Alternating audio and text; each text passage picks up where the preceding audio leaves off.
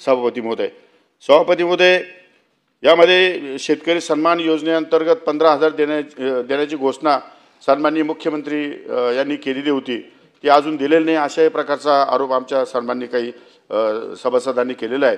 माननीय मुख्यमंत्री महोदयांनी 24/2/2025 रोजी नागपूर येथे नमो शेतकरी महासन्मान निधी योजनेत आणखी ₹3,000ची भर घालून PM किसान व नमो शेतकरी महासन्मान निधी या योजनेअंतर्गत प्रतिवर्षी प्रति शेतकरी कुटुंबांना ₹15,000 देण्याबाबतची घोषणा केलेली होती. यास्तव सदर योजनेच्या अनुषंगाने राज्य शासनाच्या नमो शेतकरी महासन्मान निधी योजनेअंतर्गत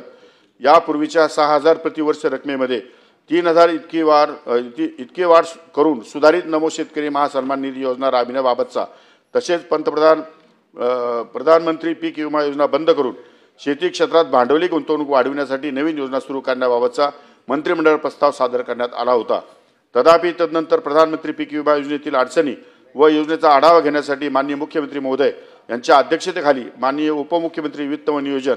माननीय उपमुख्यमंत्री नगर विकास विभाग यांच्या उपस्थितीमध्ये 20/3/2025 रोजी बैठक आयोजित करण्यात आली होती. सदर बैठकीत राज्यातील शेतकऱ्यांना प्रधानमंत्री किसान सन्मान निधी योजना, नमो शेतकरी महासन्मान निधी योजना या योजनांतर्गत देण्यात येणारा लाभ तसेच शेतकऱ्यांना नैसर्गिक आपत्ती अंतर्गतही देण्यात येणारी भरीव नुकसान भरपाई याची नोंद घेऊन सध्या स्थितीत राबविण्यात येणाऱ्या ₹1 पीक विमा योजनेमध्ये बदल करून या ठिकाणी त्याऐवजी शेतकऱ्यांकडून यापूर्वीप्रमाणेच खरीपासाठी 2%, रब्बीसाठी 1.5% व नगदी पिकांसाठी 5% असा शेतकरी हिस्सा घेऊन पीक कापणी प्रयोगावर आधारित सुधारित पीक विमा योजना राबविण्याबाबत तसेच शेतीमध्ये भांडवली गुंतवणूक वाढवून पायाभूत सुविधा निर्मितीवर भर देणारी नवीन योजना राबविण्याबाबत निर्देश या ठिकाणी देण्यात आले होते. सभापती महोदय, सदर बैठकीतील निर्देशास अनुसरून सुधारित मंत्रिमंडळ प्रस्ताव 29/4/2025 रोजीच्या बैठकीत माननीय मंत्रिमंडळाच्या मान्यतेस्तव सादर करण्यात आला होता. त्यास मान्यता प्राप्त झाली असून त्या अनुषंगाने शासन निर्णय कृषी व पणन विभाग दिनांक 9/5/2025 अन्वये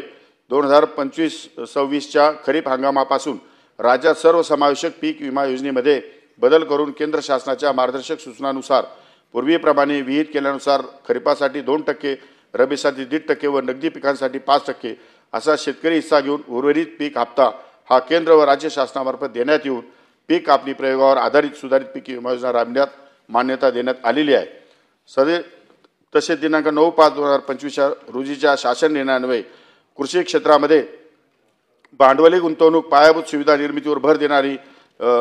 योजना राबविण्यास मान्यता देण्यात आली आहे. त्यामध्ये मुख्यमंत्री महोदयांनी ₹5,000 कोटी दरवर्षी या ठिकाणी उपलब्ध करून देण्याचं मान्य केलेलं आहे आणि त्यामध्ये 5 वर्षामध्ये जवळपास ₹25,000 कोटी भांडवली गुंतवणुकी या ठिकाणी खर्च होणार असल्यामुळे त्या 3,000 जी वाढीव रकमेच्या संदर्भात जे मुख्यमंत्री महोदय बोलले होते त्या संदर्भात त्याच्या ऐवजी या ठिकाणी ₹5,000 कोटी भांडवली गुंतवणूक करण्याचा शासनाने निर्णय घेतलेला आहे. लातूर